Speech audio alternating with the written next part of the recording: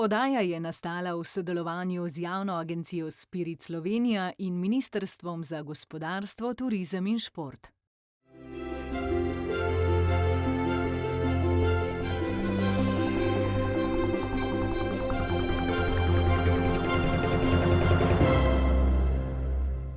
Dobrodošli, lepo, da ste z nami, to je oddaja Ambienti. V naši oddaji že vsa leta zelo jasno izpostavljamo naslednje. Ko gre za oblikovanje tako dragocenega prostora, kot je naš dom, se, če se le da, obrnimo na strokovnjake. Dobra arhitektura nam ne prinese le lepih slik na koncu, temveč dejansko boljše življenje. Boljše počutje, boljše zdravje, manj nepotrebnih stroškov, manj nepotrebnih korakov. Skozi dobro obliko tako dobimo več dobre vsebine.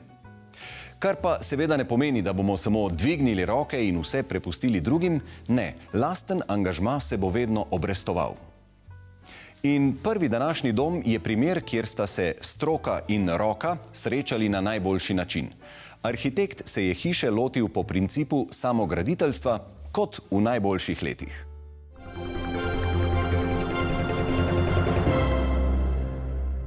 Dandanes smo vajeni, da se z gradnjo hiš in prenovami ukvarjajo gradbena podjetja, inženiringi in obrtniki. V preteklosti je bilo drugače. Številne hiše so nastale kot plod dela lastnikov, njihovih sorodnikov in prijateljev. Danes je gradnja v lastni režiji, kot smo imeli navado reči, redkost. No, mi pa smo našli zelo zanimivo izjemo, ob kateri se lahko marsičesa naučimo. Tole izjemno zanimivo hišo je arhitekt zase izvedel na način pristnega samograditeljstva. V njej ne manjka impozantnih volumnov, zelo zanimivih, preprostih in učinkovitih detajlov, hkrati pa je celotna hiša res lep primer ponovne uporabe materialov. Jernej, pozdravljeni, sva v vaši izjemni hiši, ki ste jo hkrati načrtovali in hkrati zgradili s pomočjo prijateljev. Pa me zanima, kaj je njena osnovna ideja? Hiša ima v osnovi uporablja dve strategiji, to se pravi strategijo samogradnje, se pravi gradnja v lastni režiji in pa čim večja uporaba recikliranih materialov. A je torej osnovni vidik bil, da želite priti skozi s čim bolj takim smotrnim proračunom? Tako je. Samogradnja in reciklaža sta obe dve strategiji, ki se zelo dobro dopolnjujeta. Pri samogradnji je ključnega pomena to, da se mi naslonimo ne na epski kredit, recimo, ampak se v bistvu naslonimo na bližnje. In jih v bistvu prosimo za pomoč in z njihovo pomočjo pridemo do rešitve svojega bivanjskega problema. Zemljišče so Jerneju in Špeli odstopili njegovi starši. Leži v osrednji Sloveniji na robu vasi, od koder se ponujajo lepi pogledi proti Kamniško-Savinjskim Alpam in Triglavu. Lastnika sta izbrala leseno gradnjo. Kot toplotna izolacija služijo lesno-vlaknene plošče. Za nasutje pod temeljno ploščo so uporabili manj znan reciklažni material, penjeno steklo. Najbolj nevsakdanja odločitev pa je bila izbira osnovnega gradnika – rabljene opažne plošče. Opažne plošče so bile že rabljene na gradbišču in za njih je značilno, da so izpostavljene težkim gradbiščnim pogojem, kar pomeni, da so robovi od teh opažnih plošč ponavadi poškodovani. Tako da že predhodno je bilo predvideno, da se naredi neka porezava robov in pa v bistvu, da se odstrani osnovni površinski sloj. In to se je naredilo že v bistvu eno zimo prej z oblanjem, ročno, oziroma z električnim obličem, ampak ročno, in pa brušanjem in pa potem zaščita proti UV-ju.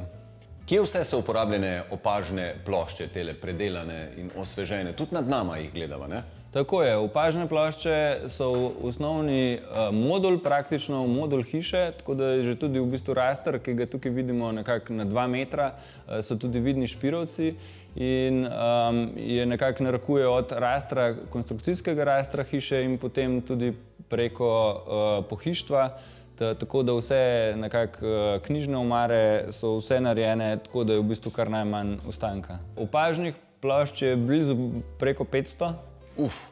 Kje ste jih pa dobili toliko? To je bilo v bistvu nekako imajo proizvajalci tudi določeno možnost, v bistvu, da se pri njih vzame že rabljene plošče. Ja.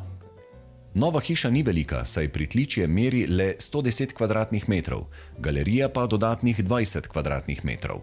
Terasa ob hiši in pomožni objekti merijo skupaj 30 kvadratnih metrov. Kako je hiša organizirana vsebinsko namreč? Hiša ima zelo specifično lokacijo, tako da nekako je zelo pomemben mogoče ta zasnova tega južnega dela, ki je organiziran preko neogrevanih servisnih delov, od kolesarnice, neke take lope, do vhodne niše, vhodne veže in pa potem južnega okna, ki mora biti ustrezno osenčen, in pa v bistvu shrambe. Njegova hrbtenica objekta pa nekako se začne v tem delu z recimo kuhinjo in potem jedilnica, nato se spusti v dnevno sobo, nekoliko znižen prostor, in pa naprej preko kopalnice, ki je v jedru armirano-betonskem, in pa naprej proti spalnici in dvema otroškima sobama. In potem tukaj očitno kraljuje beton. Kakšni so tukaj tlaki, kjer smo zdaj? Gre za industrijske tlake. Tako industrijske tlake kot armirano-betonsko jedro ima ključno funkcijo pri naravnem hlajenju objekta. Da v bistvu nekako hišo hladimo naravno kot neke vrste termitnjak, to se pravi, odprejo se vsa okna v pritličju in pa mansardna okna in topel zrak gre po noči, ko je hladen zrak od zunaj, gre ven in se v bistvu natoči hladen zrak. Ta hlad se potem v bistvu prime na to betonsko jedro in na ta tlak in potem še v bistvu dodaja ta hlad preko toplejšega dela dneva. V osrednjem prostoru ne moremo spregledati velikega dimnika, ki visi nad odprtim ognjiščem. Vloga ognjišča je izključno ambientalna. Osrednji prostor je odprt do ostrešja, vendar so del tega volumna izkoristili za galerijo, kamor vodijo račje stopnice. Na galeriji je urejena knjižnica. Jernej in Špela želita otrokom približati pomen knjig v času digitalne tehnologije. Iz osrednjega prostora vodi do preostalih prostorov dolg hodnik. Sama zasnova hiše je v bistvu zelo dolga, nekako notranji format je približno 5 na 22 metrov, kar pomeni, da je nekako ta komunikacija zelo pomembna in nekako smo zasnovali ta hodnik, ki je zelo dolg in ima v bistvu na obeh straneh tudi naravno svetlobo, kar je za hodnik zelo pomembno. In pa v bistvu na eni strani nekako je v bistvu zasnovan cel niz garderobnih omar in pa na drugi strani je niz kopalnice, spalnice in pa 2 otroških sob. Te omare nekako so v bistvu zasnovane tudi v bistvu z ostankov nekih remenatov in pa v bistvu nekako spet sledijo ideji teh, ker so narejene z opažnih plošč, to se pravi polovička, 25 širine na 2 metra. Nekako daje tudi vse skupaj, že sama zasnova omar narekujejo opažne plošče. Kako je pa kuhinja izvedena? Kakšna je tukaj zadaj ideja? Tudi kuhinja je bila zadena v samograditeljski maniri, je pa imela tukaj nekako žena prošnjo, da kuhinja pa le ne bi bila iz opažnih plošč. Gre za te plošče, niso rabljene, so nove in gre za troslojne, križno lepljene lesene plošče. Vzdolž hiše leži dolga terasa, na kateri je prostor za počitek in igro. Z nje lahko opazujejo živali na pašniku. Kako ste si zamislili zunanji ovoj hiše? Nekako zunanji ovoj hiše je pri naši arhitekturi ponavadi vedno odraz nekako funkcionalnosti oziroma prostorov v notranjosti. Zdaj nekako v tem južnem delu gre za ta servisni trakt, kjer smo pač poskušali narediti tudi kar se da kvalitetno dostopnost in smo v bistvu zasnovali nekakšen sistem drsnih sten za lažji dostop. In tudi tukaj smo uporabili opažne plošče, ki pa so zaradi tega, ker so pa opažne plošče iz smrekovega lesa, ki ni primeren za zunanjo uporabo, smo se morali poslužiti japonske tehnike Sousūjiban, kjer gre za površinsko žganje plošč. S tem se v bistvu plošče zaščitijo tako proti škodljivcem, kot tudi zunanjim vremenskim vplivom in s tem v bistvu so primerne za zunanjo uporabo. Jernej in Špela sta za pomoč prosila sorodnike in prijatelje. Pri delu se je ob 40 koncih tedna zbralo več kot 30 ljudi, ki so gradnji hiše posvetili okoli 6000 ur prostovoljnega dela, za kar sta jim zares hvaležna.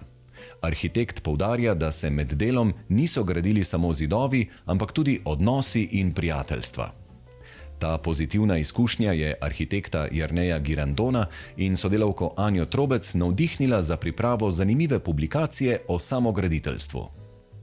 Namen te publikacije je nekako približati čim širšemu občinstvu samograditeljstvo, ker to ni nek romantičen relikt preteklosti, pač pa je v bistvu čist običajna praksa grajenja doma in samogradili so ljudje skozi celotno zgodovino, tudi zdaj v bistvu povsod po svetu še vedno uporabljajo to prakso, mogoče to poganja neka ekonomska potreba, nuja, ne pa izbira, medtem, ker recimo mogoče imamo mi v zvezi s samograditeljstvom včasih predstave o samozadostnosti in v bistvu ta publikacija poskuša to distanco do samograditeljstva izničiti in v bistvu jo predstaviti kot nekaj zelo praktičnega. Del publikacije je na primer tudi samograditeljski priročnik, ki bralca v bistvu pelje skozi vse korake in vidike gradnje hiše. To pomeni in od pridobivanja potrebne dokumentacije do tudi nekih nasvetov, čisto praktičnih, kako organizirati delovno akcijo. Brez dvoma lahko rečemo, da gre za pogumen in racionalen pristop, kako nastane dom mlade družine.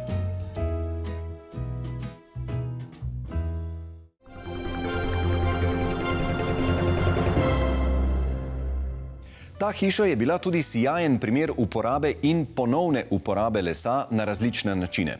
Nov, viden les, uporabljen za konstrukcijo, bistveno vpliva na vizualno dojemanje volumnov in splošno estetiko prostora. Prebrušene opažne plošče bodo v svoji novi vlogi trajale še mnogo desetletij, tudi tiste žgane na zunanjem ovoju. Ne le, da je les konstrukcijsko učinkovit, potresno in požarno varen material, nudi tudi zdravo in psihološko ugodno bivalno okolje, kar se je nekdaj zdelo bolj stvar neoprijemljivih občutkov, sodobna znanost pa zna ravno to tudi povsem empirično opisati in potrditi. Na les se pač dobro odzivamo.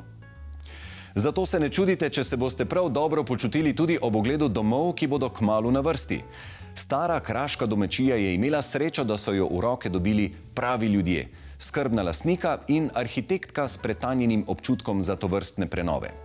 Predtem pa za kontrast skočimo še v dinamično in spretno oblikovano stanovanje mladega para, kjer se odlično počuti tudi tale štirinožna lepotička po imenu Aqua.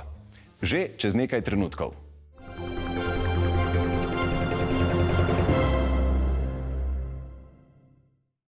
Oddaja je nastala v sodelovanju z javno agencijo Spirit Slovenija in Ministrstvom za gospodarstvo, turizem in šport.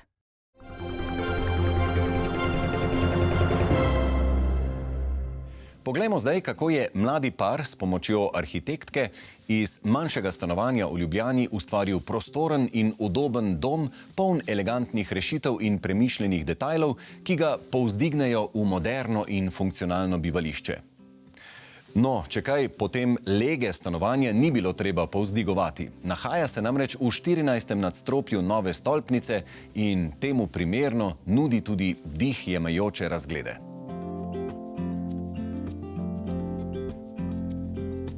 Glavni izziv pri oblikovanju je bil ustvariti dovolj prostora za mladi par in njun način življenja, zlasti glede na to, da je osnovni prostor stanovanja enovit.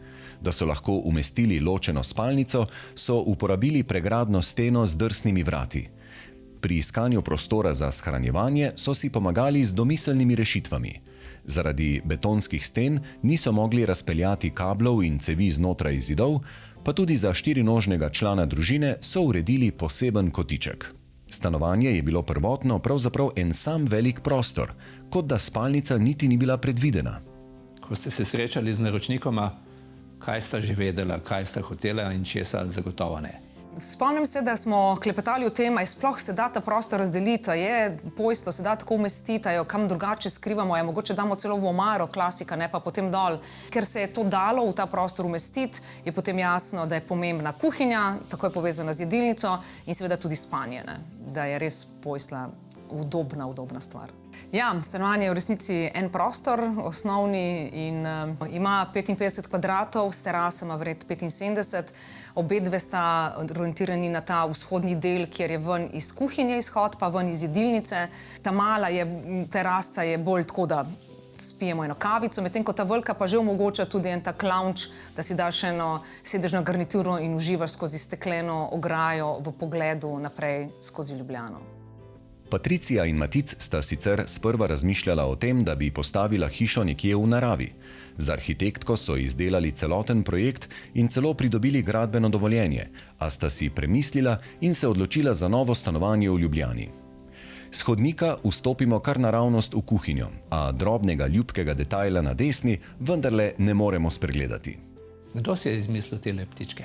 Bom rekla, da jaz upam, da Patricija potrdi, ker preveč projektov, da bi točno vedela, kaj vse, ampak načeloma ideja je bila osnova tapeta, ki gre skozi vogal, torej najlepše izpade tapete, ki grejo čez vogal, zaradi tega, da se motiv prenaša iz ene stene na drugo, iz enega prostora v drugega, in ker smo iskali tak naraven črno-bel motiv, sem takoj videla, da mora biti to nekaj z naravo in seveda ptički leseni, ker je nekaj seveda tudi lesenih detajlov, so top stvar, da so se usedli na te vejice.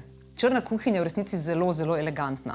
In če imaš prostor, kjer je dovolj svetlobe, kakor ta prostor ima, greš seveda komot s temno kuhinjo, še najlepše dejansko s črno, ker je to elegantna barva. Ker sta tudi oba dva zelo kuharja, sploh Matic, je potem ideja bila, da seveda kuhinja ne more biti nekaj malega in ima kuhinja kar velik prostor. Meni je bilo najbolj pomembno, da imam veliko delovne površine, da se lahko gibaš. In pa ena takšna zadeva, torej prej, ko sva bila v najemniškem stanovanju, sva imela to kuhalno ploščo res miniaturno in tukaj sem potem rekel, želim normalno, dajmo tako reči, normalno kuhališče, dobro pečico in ja, to je bilo večinoma to, pa tudi dizajnersko zgleda. Vedela sva, da nisva vedela, ali bo že pred, se pravi, urejenim stanovanjem ali potem, da bo prišel psiček. Sicer je psička Aqua in vedela sva, da bo manjše rasti, tako da smo rekli, da nek svoj kotiček mora imeti, ker tako kot imamo ljudje radi svoj mir in se umaknemo, enako je pri psih. Tako da ja, smo imela v mislih nek prostorček, tudi recimo, ko ne bo več imela boksa, da ima svojo blazinco, kjer je v bistvu zavarovana z vseh strani in potem ona tam lepo počiva. Tako da to je bila neka glavna misel pa vodilo pri ideji o tem, kako bo bival novi sočlan v najenem stanovanju. Tle je njen prostorček in hkrati imamo obenem še shranjevalni prostor po celotnem volumnu pod posteljo. Hkrati je to tudi funkcionira kot sedež, lahko se obuješ, oblečeš dodatno in imaš zraven še delovni prostor, kjer z mizo, ki gre gor in dol, nudimo tudi ergonomskost tega mikromajhnega prostora, ki ima v resnici vse. In še več o domiselnih rešitvah, kje vse so našli prostor za shranjevanje. Shranjevalne površine ste morali najti kjerkoli. Ja, to je žar teh malih projektov, ki te res pogreje pri srcu, ne. Ena taka je, da nimamo prave garderobe in imamo ene minimalne prostore za shranjevanje čevljev takoj pri vhodu, ker drugega ni. Potem imamo ogledalo, ki nam skrije vse električne zadeve, da seveda ne gledamo tako, ker res ne bi gledali. In tako naprej ptičke, na katere lahko gostje obesijo svoje oblačila. Na študiranih položajih. Tako. Skrivna zgodba je še v kuhinji vogalni del namenjen manjši vinski vitrini, tako je tudi blizu jedilnice, da lahko postrežeš goste direkt, niti ne rabiš dobro stopiti v kuhinjo. Zelo dobro. Že tukaj se veliko dogaja. Ja. Kopalnica nima klasičnih razporeditev po pultu, ampak je to vse pospravljeno noter, predal se odpre od spodaj, vse je noter pospravljeno. S temi predali rešujemo veliko teh volumnov, recimo na drugi strani, kjer imamo utility priročen, smo si zamislili seveda 3 predale, eden je za črno perilo, eden je za belo in zadnji spodaj je zamešano. Ko je predal poln, je točno takšnega volumna, grejo obleke v stroj. V kopalnici je tudi nevsakdanji del opreme. Točno to je v bistvu cilj, kaj smo želela doseči v najinem stanovanju z detajli zelene barve. Se pravi, je bila, da želim imeti kjerkoli v stanovanju ali hiši mah. Zelena je še slika v dnevni sobi, pa potem kakšni polštri in pa vzglavje v spalnici. Vzglavje v spalnici je en večji dodatek estetski, ki je zelen, druge smo to postavili bolj subtilno, ker tudi v dnevnih prostorih je ogromno ostalih barv, ki jih ne smemo zasenčiti. In zato smo se potem odločili tudi, da sliko v dnevni sobi narediva malce drugačno, ni klasična slika, ampak gre v bistvu za teksturno pasto, ki je nanešena na platno. Je v enako zeleno-belih odtenkih, ravno zaradi tega, da spet poudarjamo zelenost v prostoru. Avtorica slike pa je Danaja Padovac, naša zelo priznana slikarka.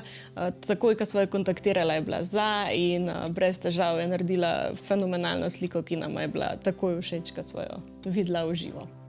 Zanimalo nas je, ali sta Patricija in Matic uskladila svoje želje, ki sta jih zaupala arhitektki.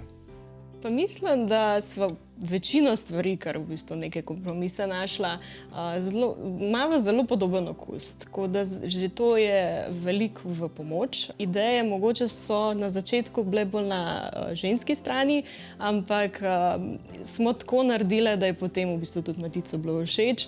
Seveda se pa na koncu sklepajo kompromisi. Recimo Patricija si želela make-up mizo, make-up kotiček, jaz sem si želel mogoče kakšen prostor za Lego kocke, kot je bil recimo tudi bar. Tako da mislim, da na koncu se je vse poravnalo in sva oba dva dobila, kar sva si v bistvu želela.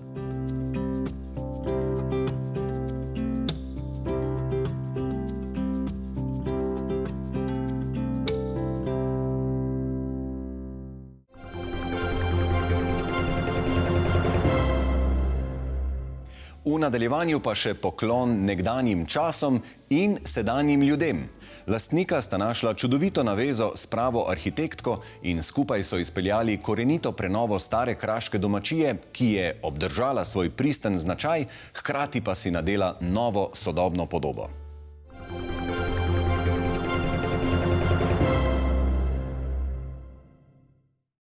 Oddaja je nastala v sodelovanju z javno agencijo Spirit Slovenija in Ministrstvom za gospodarstvo, turizem in šport.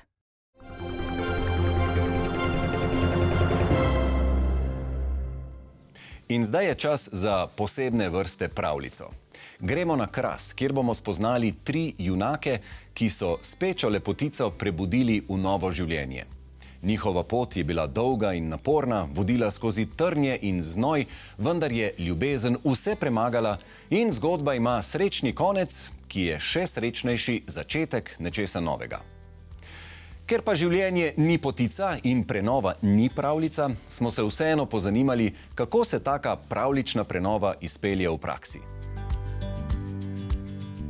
Tale prelepa kraška domačija je ena izmed srečnic, ki so ji novi lastniki znali, predvsem pa upali povrniti nekdanji sijaj. Še pred leti uspavana, poraščena z mahom, zdaj sije v novem življenju. Metka in Tomaž, pozdravljena oba dva. Povejte mi, kako se spomnite prvih začetkov, prvega stika s tisto prvo hišo tukaj? Meni se malo zdi, da naj je hiša poklicala. Najprej sva se odločila, da greva na Kras. Sva kupila hišo v Štanjelu in potem sva iskala neko manjšo hiško, ki bi jo preuredila v apartmaje, pa da bi jaz imela še svojo delavnico. In takrat sva potem videla, da se ta hiša prodaja. Ampak zdi se mi, da do tako lepe pravljične ideje ni toliko težko priti. Se mi zdi, da vsak bi nekaj takega imel pa prenovil. Ampak a ste se zavedala, kaj potem človeka čaka? Vse preden pripelješ do tako čudovite končne podobe. To je bil glavni razlog, zakaj nisva sploh hoteli pogledati te domačije. Jaz sem jo gledala na oglasu in sem rekla, Tomaž, sem noter midva sploh ne greva. ker ko bova stopila skozi ta vrata, se bova zaljubila in potem sva pečena. In sploh mislim, da je 3 mesece nisva sploh šla na ogled, ker sva najprej naredila en zelo resen posloven načrt. Njun poslovni načrt in tabela, v katero sta vnašala stroške in dohodke, sta bila vztrajno v rdečih številkah, dokler ni Tomaž našel razpisa na Ministrstvu za kmetijstvo. Ugotovila sta, da so razpisni pogoji primerni tudi zanje in da lahko računata na 50% sofinanciranje. S temi prihodki se je njuna kalkulacija končno izšla in padla je odločitev, da si domačijo podrobno ogledata. Čeprav je šlo za ljubezen na prvi pogled, Tomaž vendarle pripomni, da če bi vedela, kaj vse ju čaka, bi verjetno še enkrat temeljito premislila. Se ne bi odločila, ker je to bilo toliko enih težkih odločitev, premikov, mislim, pri eni stari hiši te toliko čaka enih nepredvidenih stvari. Torej sta bila dejansko pečena, ne? Tudi glede dela, ki ga je zahtevalo. Ko so sosedje hodili mimo, to sta kupila.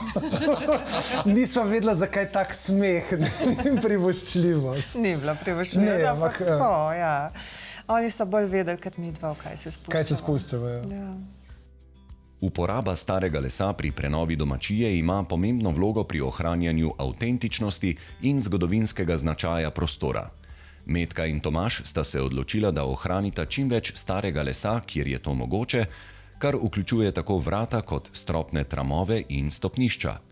Stara vrata so bila skrbno prenovljena in ponovno montirana, kar omogoča ohranjanje njihovega izjemnega izgleda in zgodovinske vrednosti. Še posebej lepo so prenovljeni masivni 200 let stari kosi lesa, ki so bili uporabljeni pri stopnicah. In potem imamo še tukaj tole staro mizarsko mizo, oziroma bunk, kot mu reče tukaj, ne? Kakšna je njena zgodba? Tudi ta je bila del domačije. Bila je v prizidku, kjer je bila očitno včasih stara delavnica, se je videlo še iz drugega mizarskega orodja, ki je bil v tistem prostoru. Bilo sicer vse strašno zanemarjeno, preraslo s pajčevinami, tako da se jaz skoraj nisem upala noter stopati. Ampak na celi domačiji smo našli kar nekaj zakladov, veliko starega pohištva, ki smo ga prenovili. No, in tudi ta ponk je bil nekaj časa v moji mizarski delavnici, ampak zdaj, bolj, ko smo ga gledala, pa sva rekla, da je tako lep, da si zasluži bolj častno mesto in sva se odločila, da ga damo v kuhinjo kot kuhinjsko mizo. Latnik zunaj, Tomaž, je bil pa vaša domena, ne? Trta je pa moja domena, prihajam s Prlekije in celo otroštvo, celo mladost, življenje nekako živim s trto. Ocenjevali smo jo nekako, da je stara 100 let in jo je bilo seveda vredno rešiti.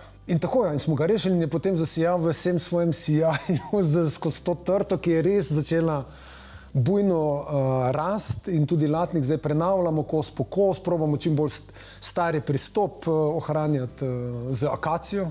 Kako lepo, da ima vsak svojo strast. In ko smo pri vaši strasti, Metka, do unikatnih kosov, ki tako lepo se vklapljajo v ta ambient, pa res ni bilo daleč, ne? Zdaj že 10 let izdelujem na Stružnici sklede in pa zadnje čase tudi luči, senčila za luči in mislim, da je zgodba te domačije taka, da naravni materiali, ki so uporabljeni, se v bistvu krasno dopolnjujejo s temi mojimi izdelki. Tako da ni bilo sploh dvoma, da se je treba vzeti čas in za luči v sobah, v kuhinjah in tako naprej izbrati samo še ta prav les in iti na Stružnico in jih izdelati. Uporaba starega lesa v prenovah ni samo estetska odločitev, ampak prinaša tudi številne prednosti za zdravje in dobro počutje. Za razliko od nekaterih sodobnih materialov, ki lahko vsebujejo škodljive kemikalije, kot so formaldehid ali druge hlapljive organske spojine, star les ne vsebuje takih snovi, kar še dodatno prispeva k boljšemu zdravju uporabnikov.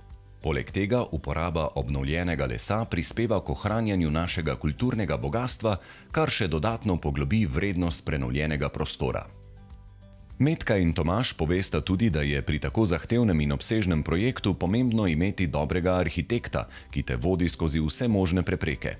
Takoj, ko pridem v stik s temi domačijami, mi prav zaigra srce in nekako začutim v tej njihovi zaspanosti, v tej njihovi sproščenosti prav začutim eno njihovo preteklo življenje in en potencial, ki ga nosijo s sabo. In v trenutku, bi rekla, zagledam prenovljeno stanje, kaj bi se dalo iz take domačije narediti, in tako je bilo tudi v tem primeru. In predvsem potem poznate tudi vse detajle, ki lahko pripeljejo do takele končne podobe.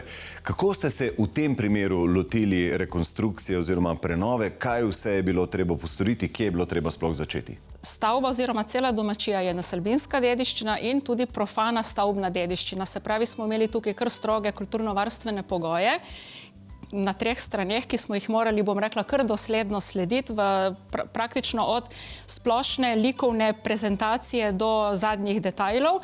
Prav zaradi tega, ker je bila domačija tako nepokvarjena, v tako originalnem stanju v času nakupa, s praktično zelo malo ali nič spremembami v dolgoletnih desetletjih čakanja, je zavod predpisal kulturno-varstvene pogoje, ki bi v največji možni meri ohranili to avtentičnost domačije in zlasti te glavne stavbe vile.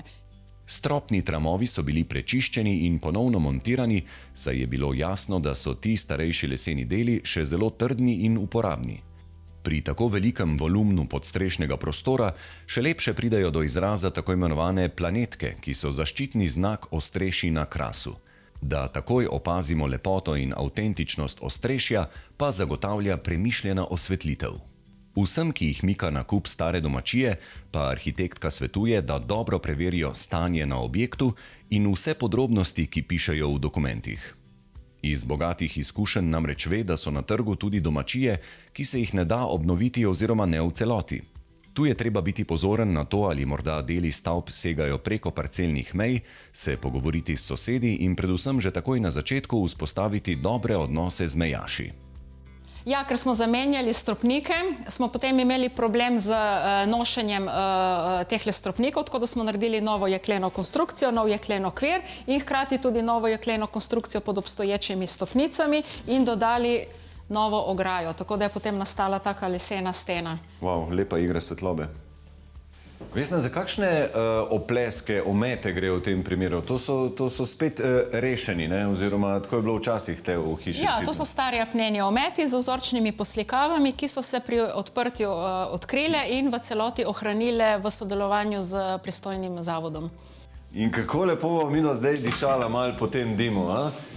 Ja, to je poverjetno precej letih ponovno delujoča črna kuhinja, ki je izdelana po vzoru na nekdanjo in je danes edina od 2 delujočih na celem Krasu. Želja prenoviti staro domačijo se mi zdi, da je res priljubljena in pri marsikom se vname tovrsten ogenj.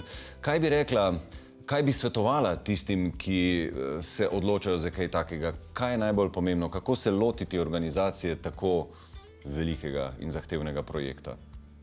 Najprej, jaz mislim, da je tukaj potrebna neka ljubezen do tega, da nekaj rešiš pred propadom.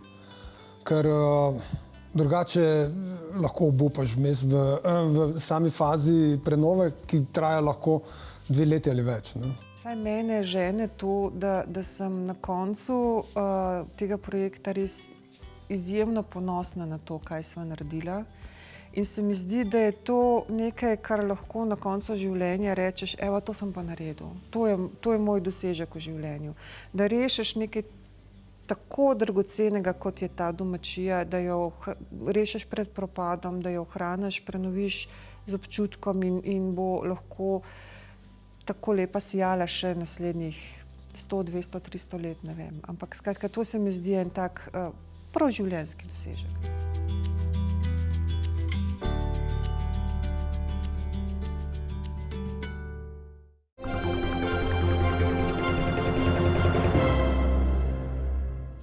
Lastnico Metko smo sicer v preteklih oddajah že spoznali kot navdušeno in spretno oblikovalko z lesom. In tudi ona nam je potrdila, kako vsestransko privlačen in zanimiv je les kot material za udejanjanje kreativnega navdiha. In na tej domačiji smo spet lahko iz prve roke videli, kako očarljivo se les stara. Kako nam stari leseni predmeti lahko v dom vnesejo toplino, nostalgijo, spoštovanje tradicije, ljubezen do preteklega dela, znanja in zavedanje, da smo naredili dobro delo, ker nečesa nismo zavrgli, temveč oplemenitili. Naj raste in naj nas greje tako in drugače in naj se vam vse stvari v prihajajočem tednu prav sestavijo. Tudi tako, da boste z nami v naslednji oddaji. Za danes lep pozdrav, prihodnjič pa tole. Duplex stanovanje, ki je nastalo iz zapostavljenega prostora, in hiša, ki so jo postavili na lokaciji nekdanjega družinskega vikenda.